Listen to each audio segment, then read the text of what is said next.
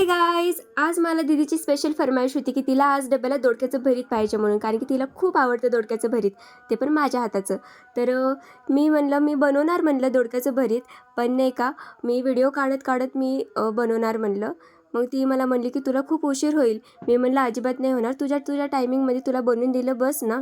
तर ती म्हणली बघ म्हणली तुझं तुला, पण मला टायमिंगमध्ये पाहिजे. तर मग मी काय केलं, लवकर लवकर बनवायला घेतलं. बापरे म्हणलं आपल्याकडे अजिबात टायमिंग नाही, कारण की घड्याळ तर खूप फास्ट पळती आहे. तर मग मी सगळ्यात आधी काय केलं, दोडक्याचं सालटं काढून घेतलं, दोडक्याला कापून घेतलं, शेंगदाणे भाजून घेतले, कढईमध्ये तेल घातलं, मग लसूण घातला, नंतरनं हिरव्या मिरच्या घातल्या आणि दोडकं घातलं, छान शॅडो फ्राय करून घेतलं. मग थंड झाल्याच्या नंतरनं मिक्सरचं भांडं घेतलं, त्यामध्ये घातलं आणि आबडधोबड वाटून घेतलं.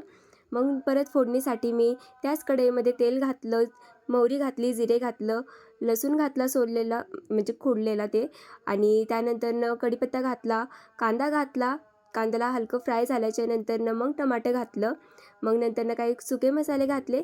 ते सुके मसाले मी तुम्हाला डिस्क्रिप्शन बॉक्समध्ये तुमच्यासोबत शेअर करते, तिथं जाऊन तुम्ही पाहू शकतात. मग काय परत मी जे आपण वाटण केलं होतं ते घातलं दोडक्याचं, भरभरून कोथिंबीर घातली वरनं. मग शेवटी आपण घातलं वाटलेलं कूट शेंगदाण्याचं, आणि मग आपलं भरीत बनून तयार.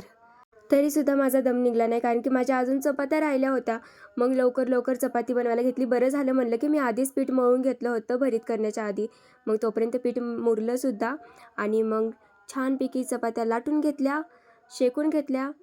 आधी एका साईडनं तेल लावलं, मग दुसऱ्या साईडनं तेल लावलं, दोन्ही साईडनं छान भाजून घेतली आणि चपाती बनवूनसुद्धा तयार झाल्या.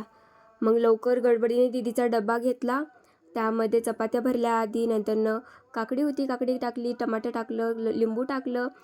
नंतरनं डब्यामध्ये भरीत भरला आणि लवकर डबा पॅक केला आणि तिला दिलं पहिले. जा बाय म्हणलं, आता बाय बाय.